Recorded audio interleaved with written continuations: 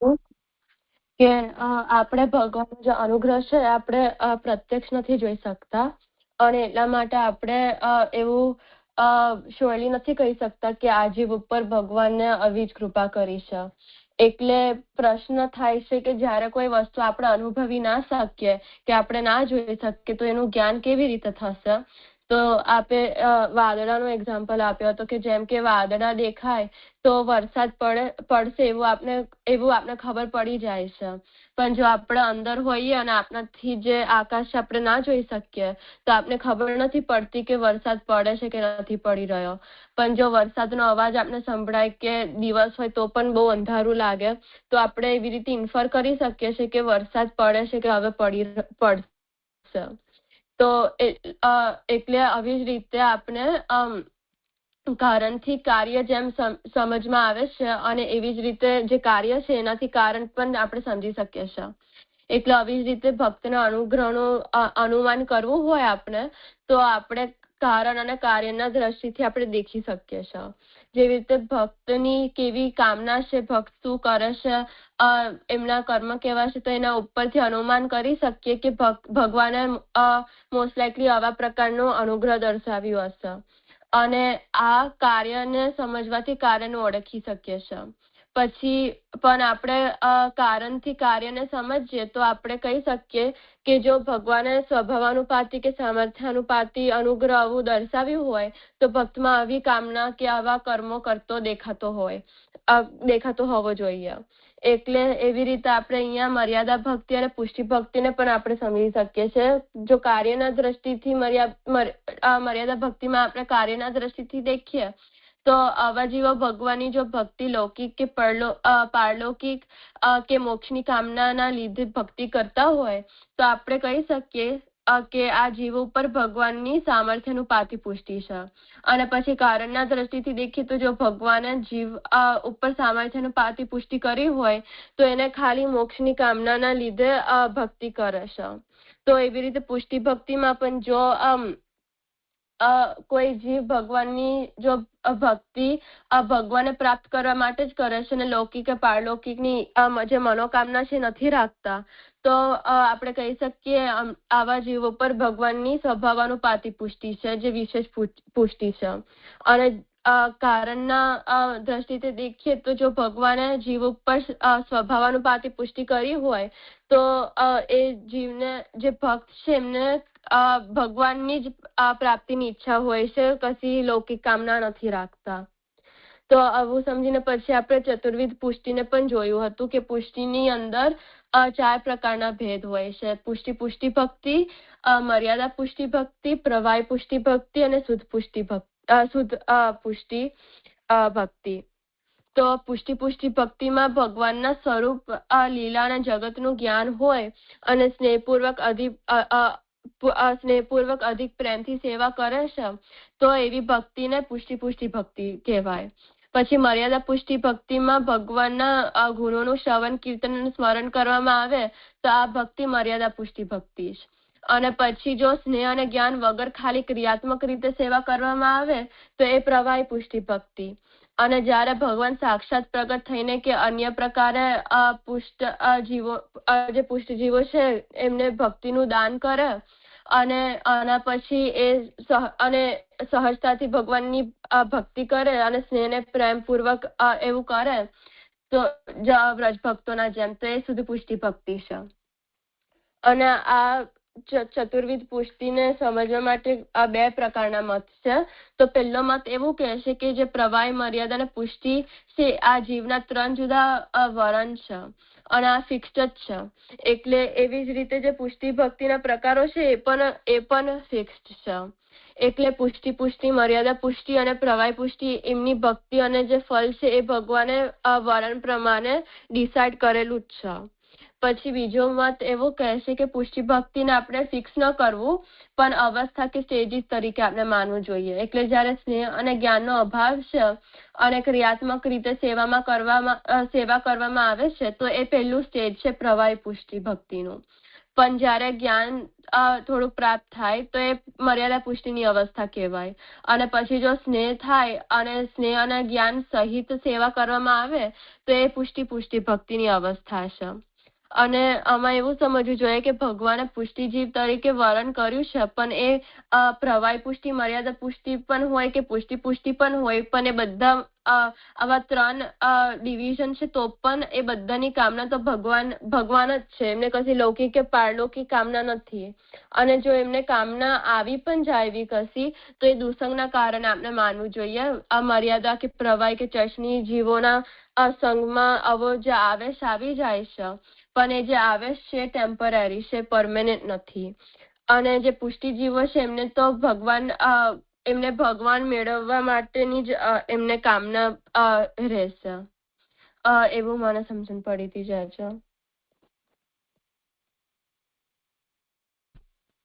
હા ભક્તિ, તને કંઈ કહેવું છે? અર્પણ.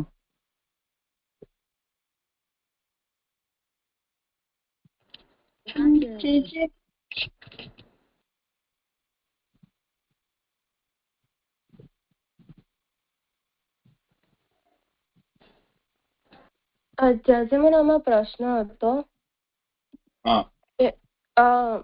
અહીંયા જો પહેલો મત આપણે જોઈએ તો એ કહે છે કે આ જે 4 પ્રકારના જે પુષ્ટિ છે તો એ ફિક્સ્ડ જ છે, એટલે વરણ પ્રમાણે જ આપણે માનવું. તો આપણે અહીંયા જો વરણ થયેલું હોય એટલે વરણના કોન્ટેક્સમાં આપણે અનુગ્રહને આપણે લઈ શકીએ કે અનુગ્રહના કારણે અવશ્ય જો કારણ કે જીવનું જ્યારે વિચરણ થયું હોય અને ત્યારથી જ ભગવાને ફિક્સ કરેલું હોય કે આવા પ્રકારનો આ પુષ્ટિ છે કે આ પ્રવાહી પુષ્ટિ છે, તો એમાં અનુગ્રહ એક્ટ કરે છે કે નથી કરતું? ભક્તિ મારું શું લાગે છે તમને?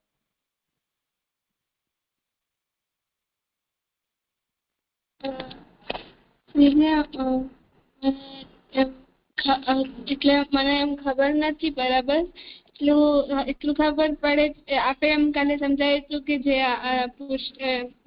પુષ્ટિ મર્યાદા પુષ્ટિ ને પ્રવાહ પુષ્ટિ છે, આ જે વરણ છે તે આપણે મતલબ એમ 2 પ્રકારે જોયા હતા. કે એક મત કહે છે કે જે પુષ્ટિ મર્યાદા પુષ્ટિ ને પ્રવાહ પુષ્ટિ આ એક ફિક્સ કરી નાખે કોઈ કે એટલે આ પુષ્ટિ જીવ છે તો એની અવસ્થા ફિક્સ રહેશે. જે મર્યાદા પુષ્ટિ જીવ છે એનો ફિક્સ વરણ રહે છે, તે અનુસાર તેમની ભક્તિ પણ ફિક્સ હોય. એવું એક અર્થ હતું. ને બીજો અર્થ એવું જોયું હતું કે જેના વરણ છે એટલે આ જે પુષ્ટિ મર્યાદા પુષ્ટિ ને પ્રવાહ પુષ્ટિ આ વરણને ફિક્સ ના માનીને પણ તેને પછી એક ચડતી સ્ટેજીસ માનીએ. તો જ્યારે આપણે આમ સ્નેહ અને મહાત્મ્ય જ્ઞાન વિના ખાલી ક્રિયાત્મક સેવા કરીએ તો તે પ્રવાહ પુષ્ટિ થયું. જ્યારે જ્ઞાન સાથે કરીએ તે આ ક્રિયાત્મક સેવા તો તે મર્યાદા પુષ્ટિ થયું. અને જ્યારે સ્નેહ પણ એમાં સ્નેહપૂર્વક આ કરીએ તો તે પુષ્ટિ થયું. તો જેમ સાનવીએ પૂછ્યું કે જે આ પુષ્ટિ જેવું 4 પ્રકારના છે કેવી રીતે આપણે અનુગ્રહ પણ એમ સમજવું જોઈએ. તો આપણે અહીંયા અનુગ્રહ તો એવું જોયું હતું ને આગળ કે જે બીજ ભાવનો જે અર્થાત ભક્તિનું બીજરૂપ પુષ્ટિ હોય છે કે પ્રભુની કૃપા છે એના કારણે તે જીવના અંદર તેવો ભાવ આવે છે. કોઈ ક્રિયાત્મકનો બી તેના અંદર ભાવ કામના જે આવે છે ક્રિયાત્મક સેવાની બી એ પણ પ્રભુએ કૃપા કરી છે એટલે આવે છે. તો આપણે મને એવું સમજાય. અર્પણ. મને ખબર છે.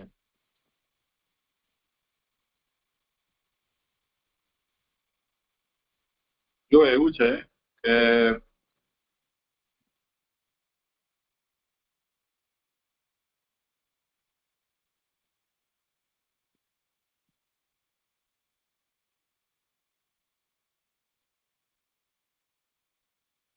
પુષ્ટિ વિવેકના આરંભમાં આપણે એ વાત જોઈ કે પુષ્ટિ એ પ્રભુથી જીવ તરફની એક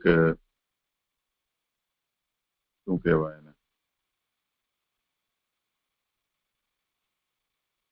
એક એપ્રોચ છે. અને ભક્તિ એ જીવથી ભગવાન તરફનો એપ્રોચ છે.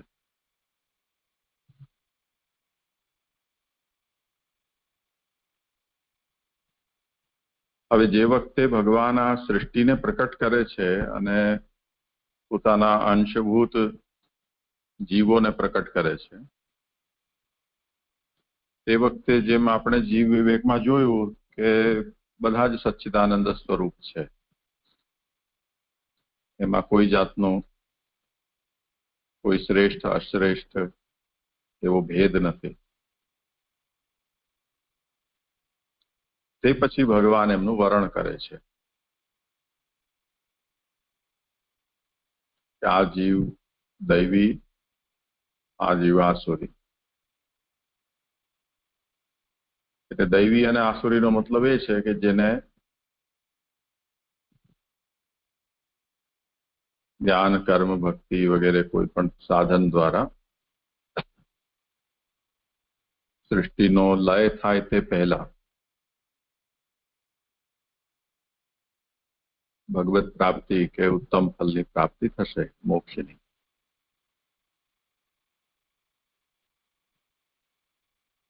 એના માટે ષોડશ ગ્રંથમાં શાંત શબ્દ છે.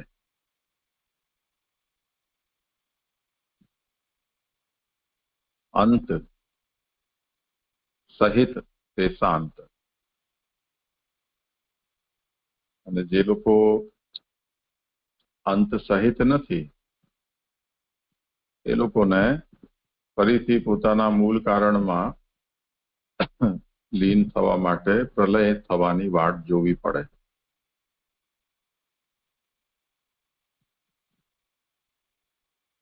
હવે આ જે પ્રક્રિયા છે એમાં જીવનું જે સ્વરૂપ છે વરણ વખતે, એ કોઈ પણ માર્ગના રીતે કે એ રીતે બહુ સ્પષ્ટ નથી.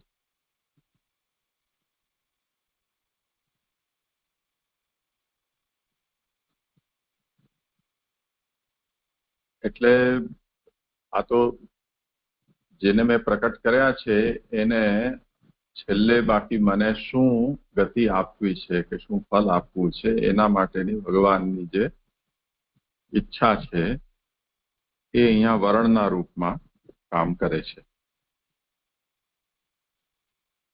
એટલે વર્ણને એજ સચ આપણે પુષ્ટિ નથી કહી શકતા, કેમ કે એવી તે વખતે ભગવાનના અંદર એવી કોઈ ફિલિંગ પ્રકટ થતી હોય એવું જણાતું નથી. દાખલા તરીકે આપણે 5-25 જણા હોઈએ, એમાં આપણા ટીચર હોય કે જે આપણા ઇન્સ્ટ્રક્ટર હોય, એ બે ટીમનું વિભાજન કરી દે. આ પાંડવ ટીમ છે, આ કૌરવ ટીમ છે. એ જે વિભાજન છે એમાં કોઈ પુષ્ટિ કે કોઈ પ્રવાહ કે મર્યાદા એવી જાતનો કોઈ સ્પેસિફિક થોટ નથી, એવી કોઈ એવા ઇમોશન આમાં નથી. એ લોકો જયારે રમશે અને પછી આખરે જે હાર જીતનું થશે એ ત્યારની વાત ત્યારે. પણ આ તો ફર્સ્ટ હેન્ડ જે ડિસ્ટ્રીબ્યુશન છે એને પુષ્ટિની જગ્યાએ વર્ણ શબ્દ જ કહેવામાં આવ્યો છે. એટલે જીવનું જે વર્ણ છે એમાં ભગવાન તરફથી કોઈ પુષ્ટિનો એલિમેન્ટ ત્યાં પ્રકટ નથી થયું. પુષ્ટિનો એલિમેન્ટ જ્યારે ખરેખર પ્રકટ થાય છે એ એમને ફલની પ્રાપ્તિ થાય ત્યારે. કેમ કે વર્ણના વખતે કદાચ આપણે એમ કહીએ કે નહીં, વર્ણને કેમ પુષ્ટિ ન કહી શકાય, કેમ કે આખરે આપણે એને દૈવી તરીકે વર્ણ તો કર્યો કે નહીં. એનું જે સિલેક્શન છે એને આપણે વર્ણને પુષ્ટિ કહેવી જોઈએ. તો એ એટલા માટે આપણને કહેવાનું મન નથી થતું કે જો પુષ્ટિ છે એવું આપણે કહીએ તો એની કોઈ ઇફેક્ટ દેખાવવી જોઈએ.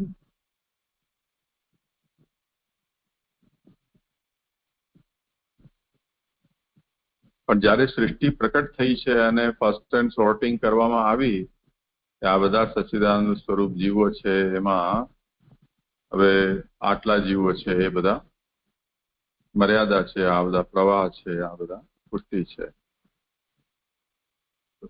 એવું લેબલિંગ કરી દેવાથી એનું રિઝલ્ટ શું, ઇફેક્ટ શું? એની વરણ થતાની સાથે કોઈ એમને એ ગતિ તો પ્રાપ્ત થવાની નથી. એ તો જ્યારે એમનો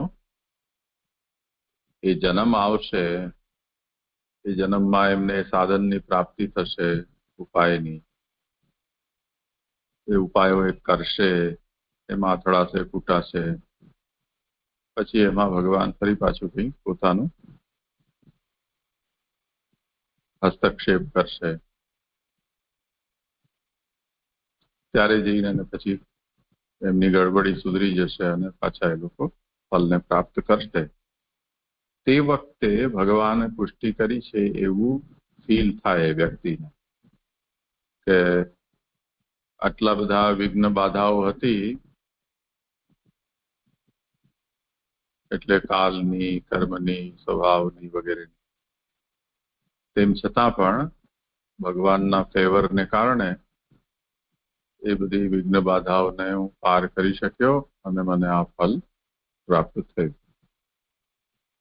તો જે પુષ્ટિ કે કૃપા છે એનું રિયલાઇઝેશન, અનુભવ, એ તો મનુષ્યને, એ જીવાત્મા છે એને ફલ પ્રાપ્તિની વખતે જ ખબર પડે છે. બાકી જેમ અત્યારે આપણે આપણું પોતાનું ઉદાહરણ લઈએ, આપણને દરેક પ્રકારના સુખ દુઃખોનો સામનો કરવો જ પડે છે, જેવો અન્ય લોકોને સામનો કરવો પડે છે, કે કરી રહ્યા છે. આપણને કયા એંગલથી એવું લાગે છે કે આપણે પુષ્ટિ જીવ છીએ કે દૈવી જીવ છીએ?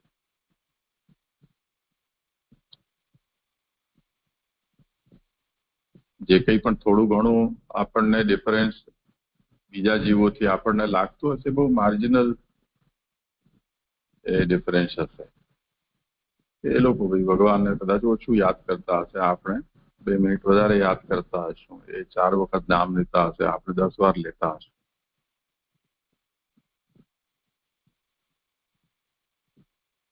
બાકી જે કંઈ પણ આપણને સુખ દુઃખ થાય છે, બીમારી આવે, લોસ થાય, કે નિંદા સ્તુતિ થાય, હાર જીત થાય, એ બધું તો જે બીજા બધાને થાય છે તે રીતે પણ બધે જ આપણે એટલે જીવ માત્રને એમાંથી પસાર થવું જ પડે છે. એમાં તો કોઈ અપવાદ નથી. તો એ પુષ્ટિનો અનુભવ આપણને આ બધા સામાન્ય સ્થિતિમાં તો થતો નથી.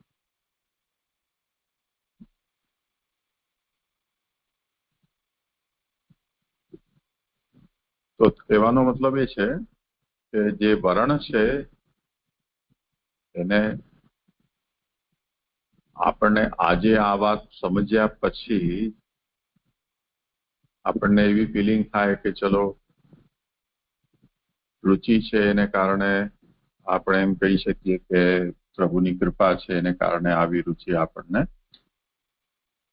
સન્માર્ગમાં થઈ શકી. તો આપણે વરણ પ્રભુએ કરેલું છે, બહુ મોટી કૃપા છે કે આટલા અનંત જીવોમાં આપણે પ્રભુની પસંદગી પ્રાપ્ત કરી શક્યા છીએ. એવી પ્રભુની કૃપાને આપણે ધન્યવાદ આપીએ. તો એ તો આપણે આપણા તરફથી વિચારી રહ્યા છીએ.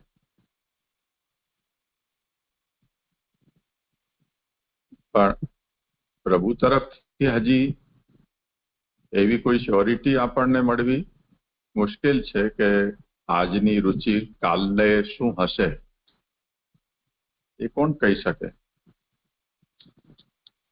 કેમ કે એવા તો ઘણા બધા લોકોને આપણે જોઈએ છીએ કે જે 5-15 વર્ષ સુધી પણ પોતાની રુચિ પ્રકટ કરતા હોય અને પછીથી એમને યાદ પણ ન રહી જાય.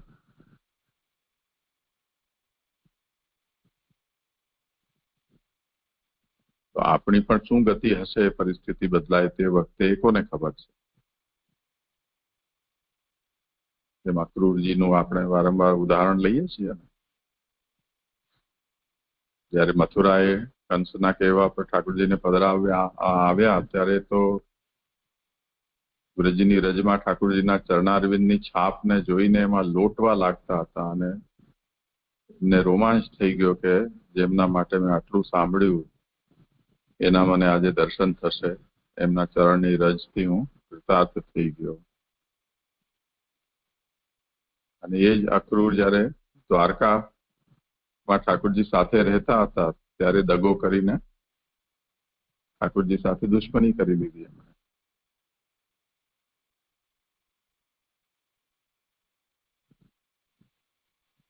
તો હવે એવું કેવી રીતે ખબર પડી શકે ને કે કયો જીવ કેવો છે.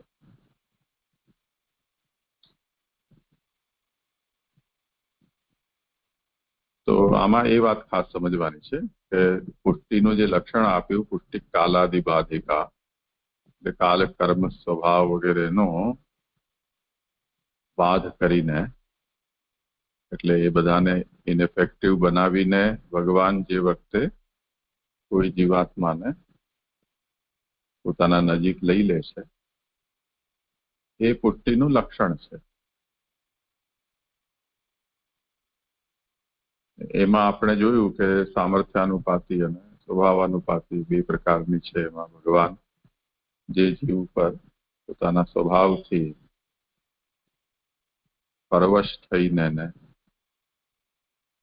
પોતાની જાતને પણ આપી દે છે એ અસાધારણ પુષ્ટિ કે મહાપુષ્ટિ છે. એ પુષ્ટિ એવી છે કે જેનું ફલ પ્રભુનું પ્રાકટ્ય કે સાક્ષાત પ્રભુની પ્રાપ્તિ છે. એ પુષ્ટિ જીવના ઉપર થતી ભગવાનની પુષ્ટિ છે. તો એનો જે સંકલ્પ છે પ્રભુનો કે જ્યારે પણ સમય આવશે ત્યારે હું આ જીવને આ પ્રકારનું ફલ આપીશ, એવી કૃપા એના ઉપર હું કરીશ. તો એ જે ભગવાનનો સંકલ્પ છે એ મનમાં છે. અત્યારે વરણ જ્યારે પ્રભુ કરે છે તે વખતે સંકલ્પ રૂપ પુષ્ટિ છે. એનો પ્રભાવ પ્રકટ થયેલો તે વખતે નથી. એ પ્રભાવ ત્યારે પ્રકટ થશે કે જ્યારે પ્રભુએ એનું જન્મ વરણ કર્યું હશે, એટલે જે જન્મમાં પ્રભુ એને ફલ આપવા માંગે છે ત્યારે. એટલે ઇનિશિયલ જે છે પુષ્ટિનું સ્વરૂપ એ વરણ છે, અને જે જન્મમાં એ પુષ્ટિ ફલીભૂત થાય છે, એટલે કલ્મિનેશન એનું છે, તો ત્યારે પછી એ પુષ્ટિ એકચ્યુઅલ કૃપાના રૂપમાં જીવાત્મા અનુભવી શકે એવી સ્થિતિ બને છે.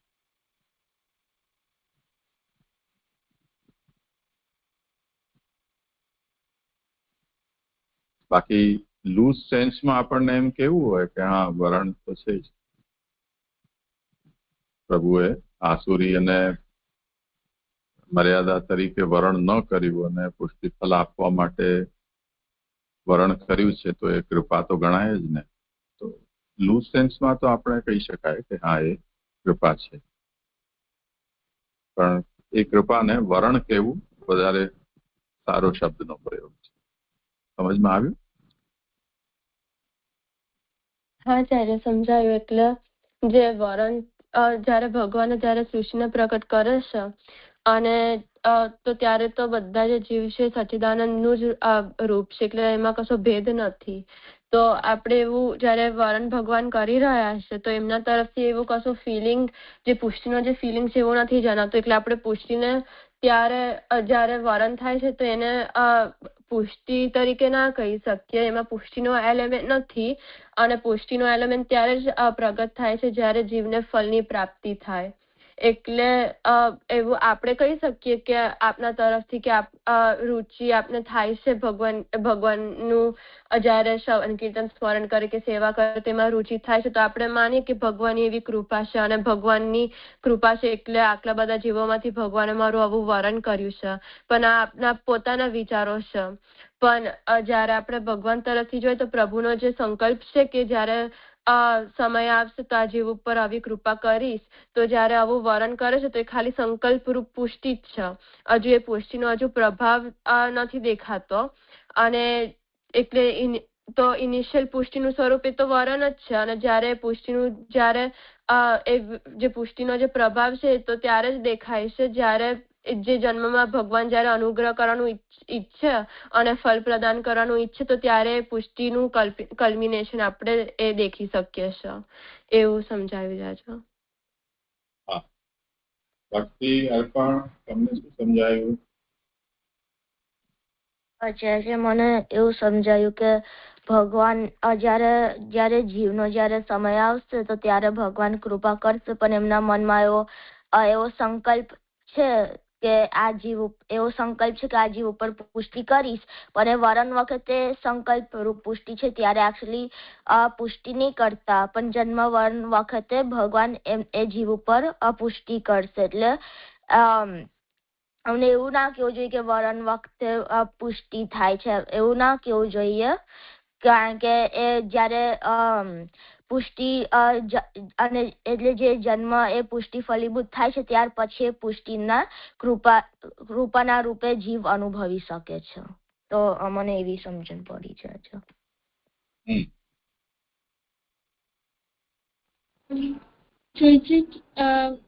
મને એવું પ્રશ્ન છે કે અહીંયા આગળ તો એમ શું કામ કહ્યું છે કે અહીંયા કને કે જે અહીંયા 82 પેજ નંબર ઉપર કે પુષ્ટિ ભેદ થી ભક્તિના ભેદ વાળા ટોપિકમાં કે જે ભક્તિનું બીજરૂપ પુષ્ટિ હોય છે જ્યારે તો પુષ્ટિનું ફલરૂપ ભક્તિ હોય છે. તો પછી આપે એમ કહ્યું કે ફલરૂપ છે જ્યારે જીવ ફલ અનુભવે છે ત્યારે તેને ફલ પ્રાપ્ત થાય છે, પેલા વરણ ટાણે ફલ નથી હોતું. તો મને આ જરાક ના સમજાયું.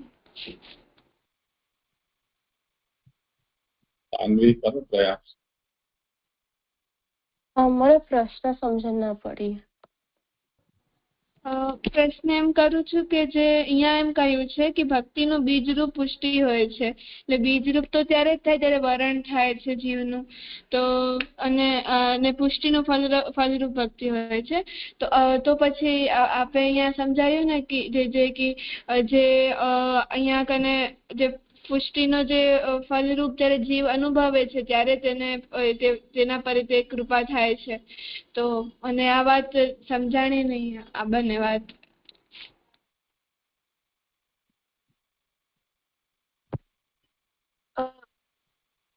એવું લાગે છે કે જ્યારે બીજરૂપ જ્યારે ભક્તિનો તો બીજ હોય છે પણ એ વરણના સમયે જ્યારે ભગવાન જ્યારે વરણ કરે છે ત્યારે તે ભક્તિનો તો બીજ રહેલો જ છે પુષ્ટિ જીવોમાં. એ તો વરણનો પાર્ટ છે, પણ એ બીજ ત્યારે જ સ્ફુરે છે જ્યારે ભગવાન એવો પછીથી જ્યારે અનુગ્રહનું પુષ્ટિનું જે કલ્મિનેશન થાય ત્યારે જ એ અનુગ્રહનું પ્રભાવ દેખાય છે, અને પ્રભાવ પડે ત્યારે જ એ જે બીજ છે પછી સ્ફુરે છે. એટલે એ બીજ રહેલો હોય પણ એનો મન લાગે છે કે એવો મતલબ નથી કે જે જન્મમાં એમનું ભગવાન જયારે ડિસાઈડ કરે છે કે આ જન્મમાં આ જીવ મને પ્રાપ્ત કરશે તો એ જન્મમાં એ જે બીજ છે ત્યારે સ્ફુરે છે. એટલે એમાં પણ અહીંયા જે વરણની વાત છે અહીંયા અપ્લાય થાય છે, મને એવું લાગે છે.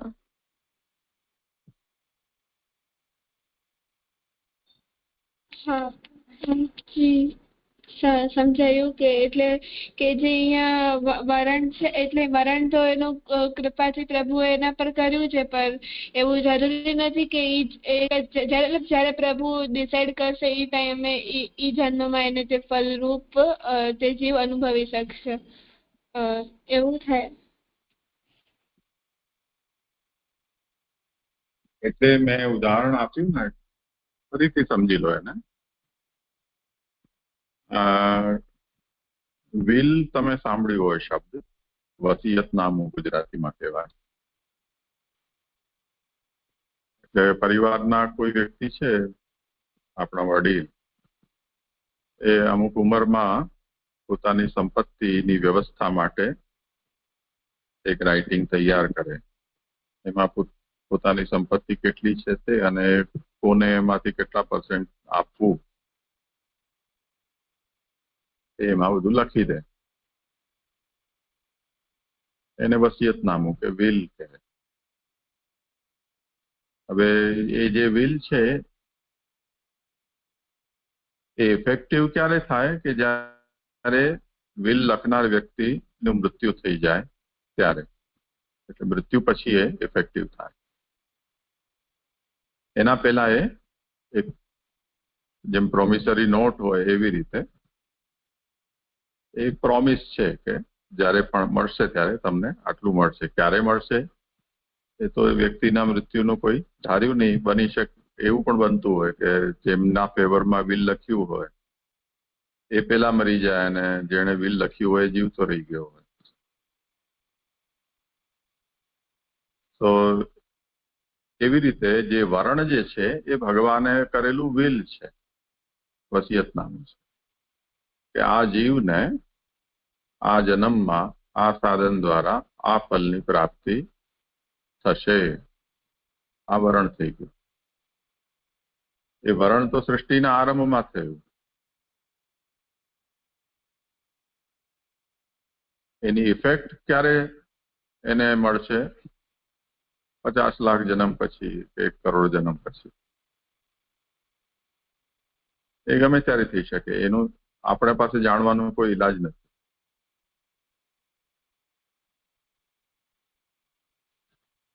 એ જે ભગવાનનું વરણ છે એ ફલીભૂત જ્યારે થશે ત્યારે એ પુષ્ટિ તરીકે કે કૃપા તરીકે આપણે એનો અનુભવ કરી શકીએ.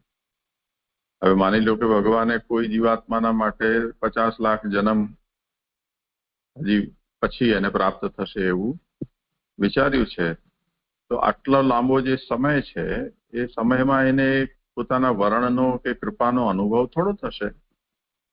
એ બીજા બધા જે જીવો છે કીડા મકોડાની જેમ એ અનેક વખત જન્મ મરણ ચાલ્યા જ કરશે. એને બીજાથી હું કઈ અલગ છું એવો અનુભવ નહીં થઈ શકે. સમજાય? ઠીક છે. એવું સમજાયું કે જેમ આપણે એક્ઝામ્પલ આપ્યું કે જે આપણને વસિયત મળે એટલે મતલબ જ્યારે જે મોટાઓએ જે વસિયત રાખી હોય ત્યારે એમની મૃત્યુ થાય એના પછી આપણને મળે, પણ તે વસિયત પહેલા જ લખાઈ ગયેલી મતલબ એના નામ થઈ ગયો હોય એનો જે વ્યક્તિને મળવાની હોય. તો એવી જ રીતે અહીંયા સમજવું જોઈએ કે જે પ્રભુ છે તે આપણું વરણ પહેલા જ કરી લે છે, પહેલા જ કૃપા કરીને એમ કહી દે છે કે આનું આટલા જન્મો પછી કે આટલા જન્મ પછી તે જન્મમાં તેને આ જીવને આ રીતે ફલ પ્રાપ્તિ થશે આવા સાધનોથી. એવી રીતે પ્રભુના પર આમ કૃપા કરે. પર એવું જ્યારે પ્રભુએ એમ વિચાર્યું હોય, જેમ આપણે એક્ઝામ્પલ આપ્યું કે 50 લાખ જ્યારે એના જન્મ પૂરા થશે ત્યારે તેને તે પ્રમાણે ફળ મળશે. પણ ત્યાં સુધી જે જીવને એટલે ફળ મળે એના પહેલાના જેટલા બી જન્મો છે ત્યારે તે આ જગતમાં જ રહે છે બધા સાથે. તો તે પોતાને અલગ નથી માની શકતો બધાથી, બધા જેવું જ માને છે.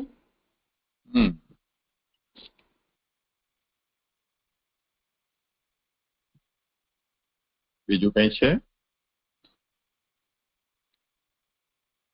સારું, તો આજે આ વિષય સંપન્ન થયો છે. તો નવો ચેપ્ટર આપણે સોમવારથી શરૂ કરીએ. આજે અહીંયા વિરામ.